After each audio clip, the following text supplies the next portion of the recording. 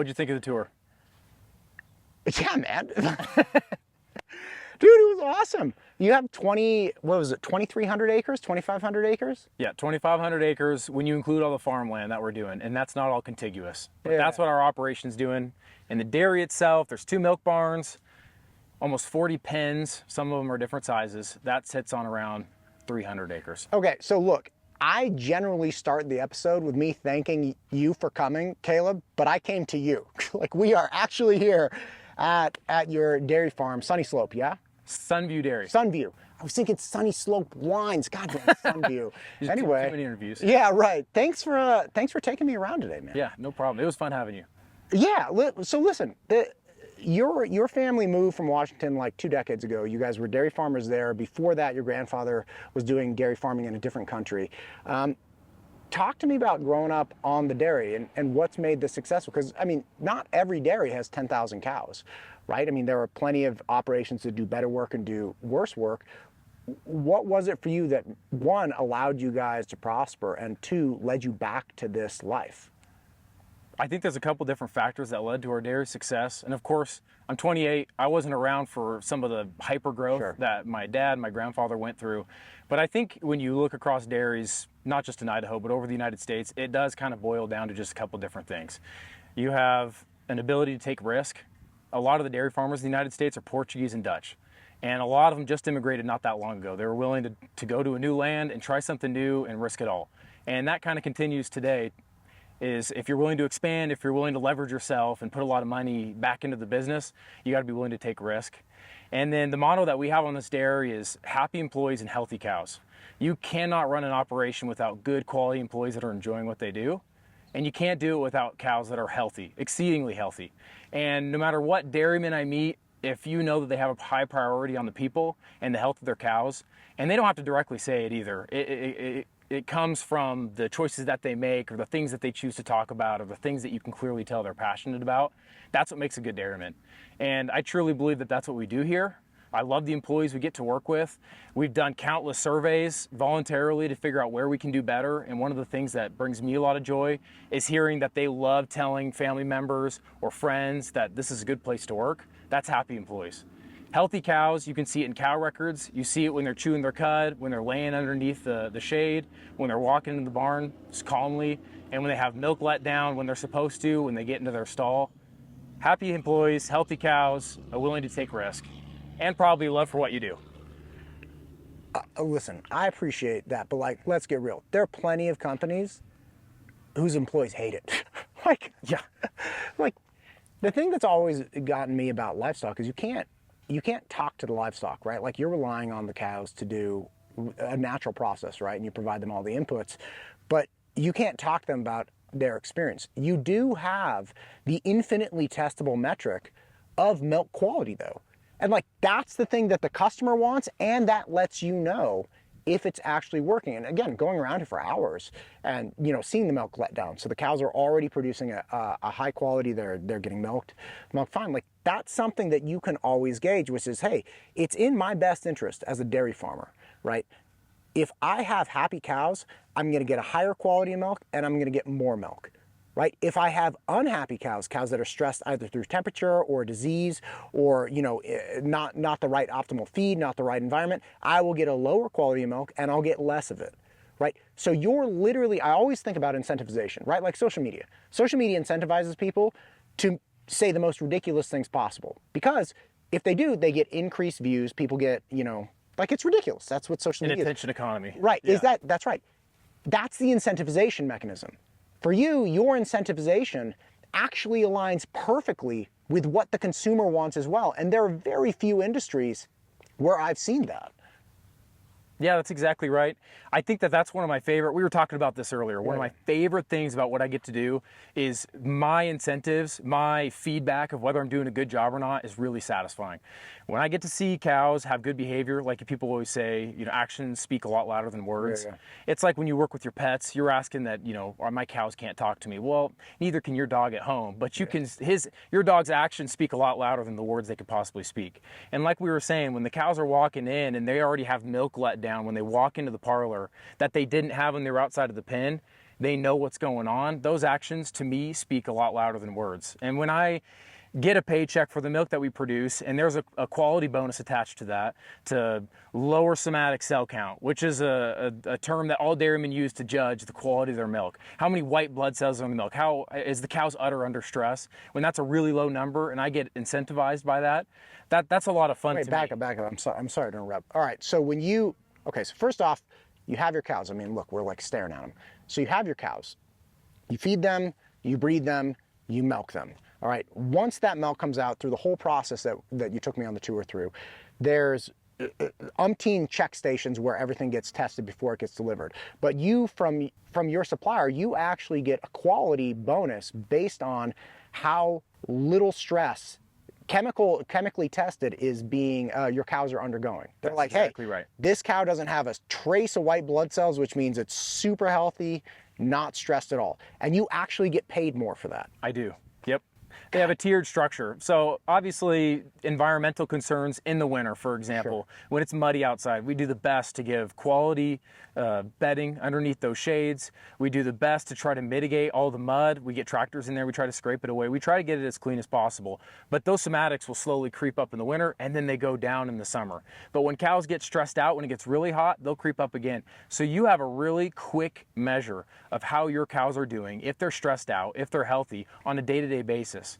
We have 11 trucks that pick up milk every single day from this facility. Every single one of those truckloads, as soon as it gets to the processing plant, has a test on those somatics, and I get to see that as a dairyman. I can track each load and say, hey, in the afternoon, yesterday, it looks like we're upticking. What's going on? Is it an equipment issue? Drive around the pens. Are the cows stressed out? What does it look like in the parlor? Are the employees, do I have a new hire that doesn't know that they can't incentivize the cow to move in by whistling at her or being really calm and quiet? So there's really quick feedback, and that makes my job a little bit easier too. All the feedback that I get on the quality of my milk and production is an easy way to trace how stressed the cows are. When you say walk around the pens, and again, we're driving up and down, when you say you can see that they're stressed out, like the animals, I got, jumped out of the truck and was like, petting them and stuff. They're not running away. They're not freaking out, right? They don't know who I am. So yeah, that's exactly right. What's this dude doing? But that's kind of what you're looking for, right? Like if they're again, like, I don't know if you're like a cow whisperer. Like, I don't even know if that exists, but like, what are the things you look for in the animals that you can clearly see, like, that's a bunch of cows that aren't stressed?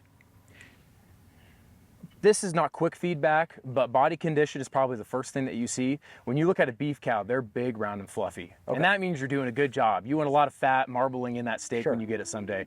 Us dairymen, these guys are, these ladies are running the equivalent of like a half marathon every day. They need to be fit. So they have a little bit more rib. You're looking at how much fat they have. You look at where that fat is placed. If they're too skinny, if they're too chunky, those are things that you're looking at to see if they're okay. If they're standing, panting with their tongue out, you saw some tongues out because they were happy, but if they're sitting there panting, drooling, that's a sick cow or an uncomfortable cow. Yeah, we didn't. If they're afraid to get to the bunk, if they're not able to lay down, if they're not chewing their cud, there's just a whole host of things that that you can detect on cows to see if they're stressed out. So okay, look, I got this idiot French bulldog. His name's Axel, and French dogs are really fickle. French bulldogs are really fickle. I didn't know that. I thought they were like great family dogs. They're not great family dogs. Don't get one. First off, they have atrocious gas, and they're not like, he's like this cranky old man at the age of 2. Like anyway, I won't get into it. He bothers me anyway. But we spend all day with him, right? So we can tell, obviously, and like we care about him, even though he's cranky, we can tell it's like, hey, there's something going on. Like he's not eating all of his food, or like his energy's really low, like right in the morning if he's not running around a little bit, if he goes and sits on the couch first thing.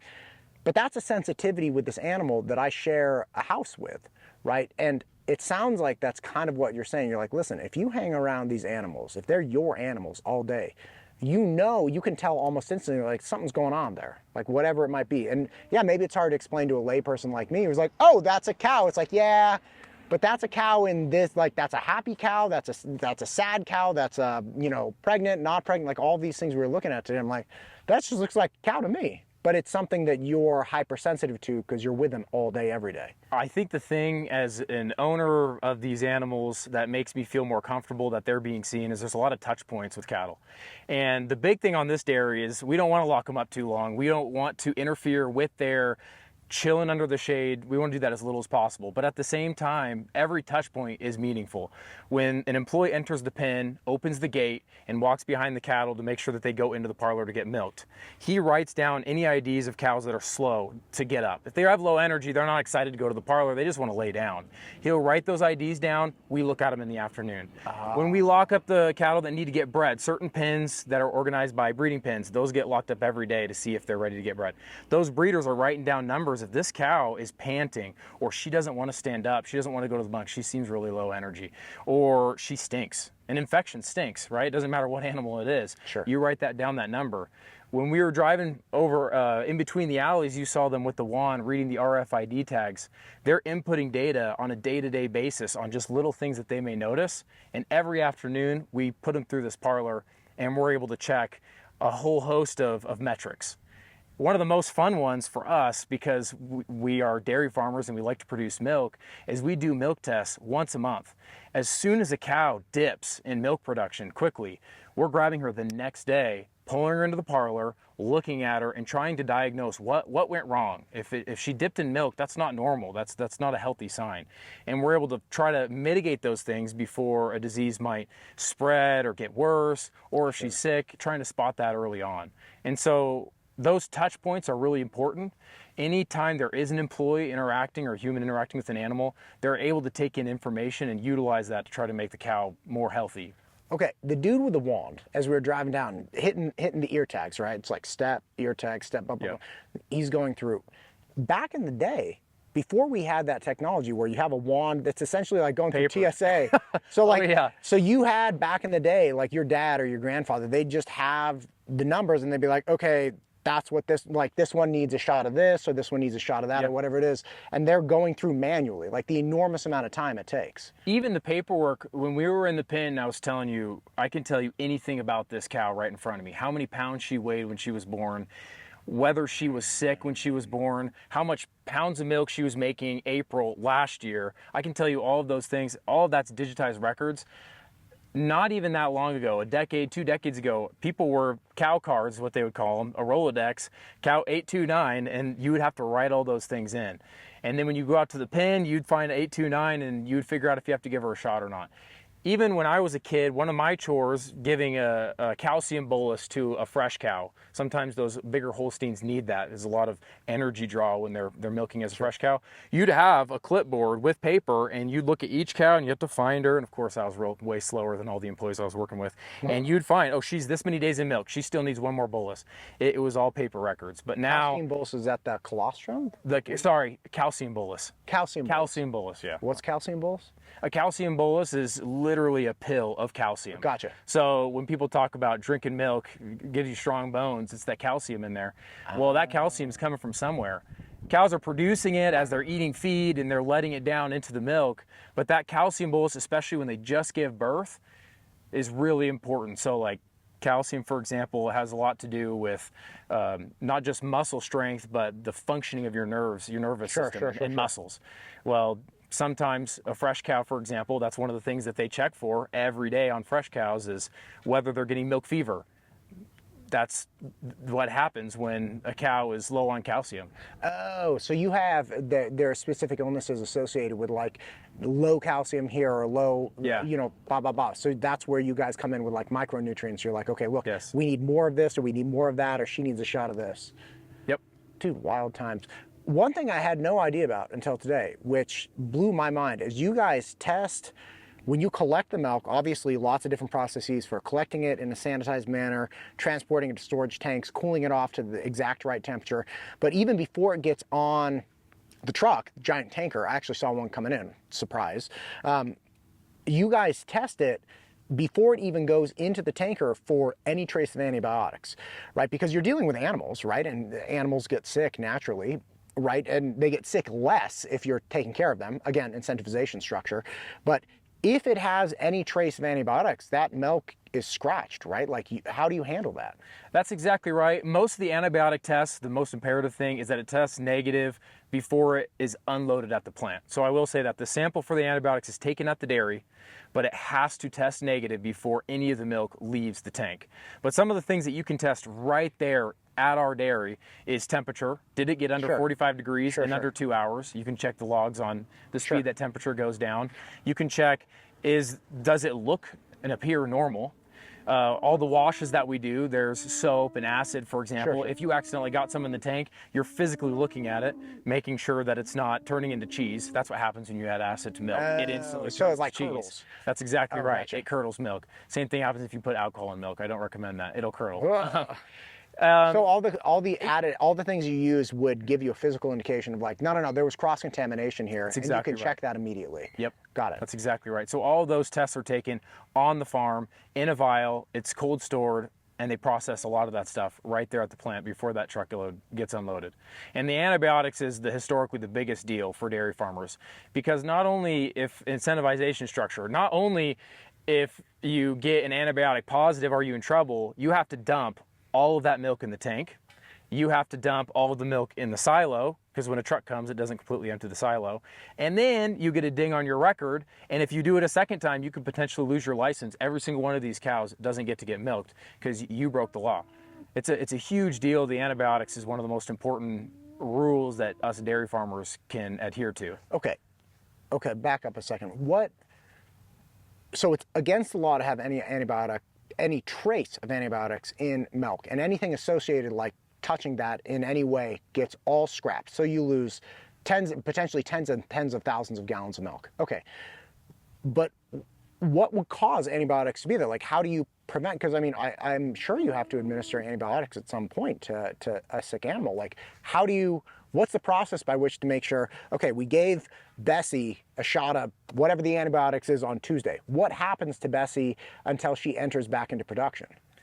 So throughout our tour, I wanted to try to link as many things on our dairy back to human use, right? When you talk about a mother cow walking into the parlor, it's a lot like a mother that's breastfeeding. The risks that are associated with it and the benefits of being calm, stuff like that. It's the same thing with treating with antibiotics.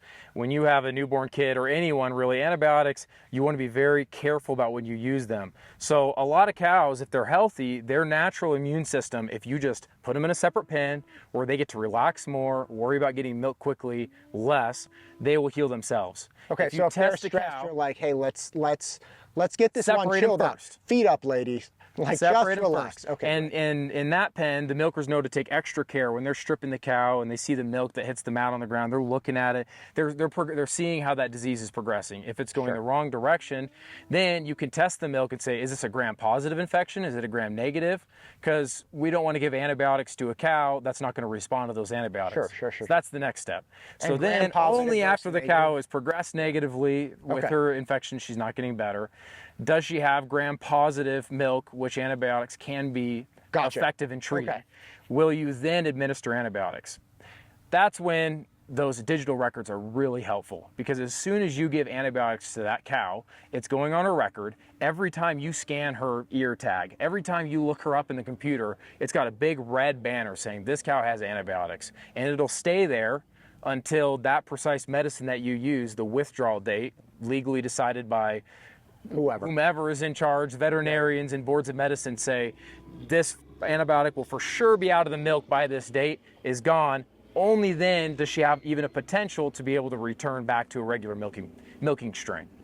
So we have milking strings, we have the hospital string, and the hospital, relating it back to humans, is where people get extra care, get looked at extra, they take it easy, lots of tests going on to see how the disease progresses. The last physical barrier that we have, other than separating them in an entire different pen and putting their milk in a separate tank, using separate lines, washed separately, they have a red band on their leg. So physically, if somehow she escaped the pen, went to a different pen, and she didn't get scanned before she got milked, a milker would see a red band on her leg and go, I cannot put a machine on this cow. Gotcha. So we try to take as many barriers as possible to where the cow's never going to even get in a situation where she could get milked and have antibiotics end up in the tank. Got it. So, like, there are like half a dozen checks and balances then to make sure this doesn't happen. That's right. That's great. Yeah, but that cow still has to get milked, right? Like it's the same thing if I mean, my wife's not a big drinker, but I've heard people that have had kids say they're like 6 months old and they're, you know, still nursing, but they're kind of back to their social times. They're like, oh yeah, I had a margarita, like I'm going to pump and dump and give the kid, you know, formula or frozen milk or something like that. So that's essentially what happens, right? Like you still have to care for that milking process in the exact same manner. It's just not going into production, right? She has the same routine other than getting milked at the same time every day because she's in a new milking string. Gotcha. But same routine of being milked on this dairy twice a day. It probably would be beneficial to milk them 3 or 4 times a day if you have time to do so, to try to flush that milk out, whatever infection it is, flush it out. Same feed, just more attention. And again, coming back to, that's bad. Like if you get to a point when you have an animal that's on antibiotics, that's a failure, at least in part, in some way of like the environment the animal's in. Either it's too crowded or it's too stressed or it's too this, it's too that. And that's just straight off your bottom line, because now you have this animal that you have to care for. It takes more time, energy, you have a whole different area for it, and you can't use any of the milk that it produces. So again, back to the incentivization. It's like it is in your best interest to avoid having animals that are stressed and get sick, and then avoid going from that next step of, okay, the animal's sick and we can't take care of it, it's not getting better, now we have to give them antibiotics. Like, there's a lot of money on the line for you to make sure that you keep that cow away from that situation as much as possible. That's exactly right. And I think it's cool that you pointed out the environmental factor as well. So like on dairy farms, you would think if all we cared about is the bottom line, and the bottom line is important, that you would try to milk as many cows as absolutely possible so you can get as much milk to get paid for as possible. But talking about cow behavior and seeing if they're stressed, one of the main things that keeps dairy farmers from overcrowding their pens or overcrowding their freestall barns or whatever housing facility they have, when cows get overcrowded, their somatics go up. There's more poop in the pen for them to lay on. They might get sick faster. And they're just plain stressed out. They can't get to their feed as easy because there's not enough stanchions for them to put their head into to eat their feed. And they get sick easier. So there's a lot of checks and balances that naturally incentivize a dairy to be efficient, but to also care for their cow's health.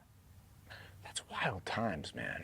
This is what, and your feed system is far superior, at least it seems superior from a customization standpoint, than just cows that are wandering around in pasture. Now, I don't know anything about pasture-raised cows or, you know, whatever it might be, but you guys are mixing your own feed on a regular basis, and you have the capacity to add in whatever you need, be it moisture, sugars, carbohydrates, more proteins, anything you want, whenever you want, because you mix your own stuff, right? That's exactly right. So when we were driving around and we were looking at the TMR, which is the total mixed ration, the feed that the cows have available, we pointed out that the nutritionist, we have a team of nutritionists, 3 guys that come here multiple times a week, and they're looking at body condition on the cows. We talked about running that half marathon every day. Are they too heavy? Are they too lean? They'll adjust the energy, the protein, the fats in their ration on a day-to-day basis to fine-tune it. This pen needs more energy. Her manure looked a little off. It reminds me a lot of the fitness people you'll see on Instagram looking at their macros. Hang on. We're looking at you have dudes looking at manure? Oh yeah, 100%. We got charts. You got to score that manure. A lot of cow patties. How do you know which one is like, oh no, that's hers? Or are you just looking at like the aggregate? It's the aggregate. Oh, and you will see it. You'll walk into a pen, and if something's off, for example, we looked at the ensiled feed. All that, those big white mountains of feed, haylage or triticale or corn. If you have too much mold inside that pile, you might see it pop up in your cows. They're sensitive. Just a little bit of mold in their feed, they might get diarrhea. Something's going on. Let's look into it. It's those touch points. You got a team of experts, got a team of veterinarians, team of nutritionists that are trying to find those issues and address them right away. And pasture-based dairy is an awesome thing, and I hope that continues as part of the diverse dairy industry. But it is objectively easier to react to nutritional deficiencies quickly when I am making feed and laying it in the bunks twice a day, every day. And I get to change the amount of pounds of corn in their ration by 0.1% from one day to the next. And that ends up in the bunk the next day or later that afternoon. Man, that's wild. So these are like, and I don't mean to be, like I have French Bulldog and like a Golden Retriever lab mix, right? So I don't really have animals, but I have kids. And the sensitivity that you're bringing to like, even down to, look, what's going on with their stomach, right? It seems like you just have like 10,000 kids running around. You're like, okay, like I can't give them mac and cheese tonight because I gave them mac and cheese again last night. We got to like up the protein. We did carb heavy for lunch or blah, blah, blah. But like, that's literally the conversation you're having every day. It's the equivalent of these crazy fitness fanatics online that are watching all their macro building and exactly what nutrients and vitamins they're getting.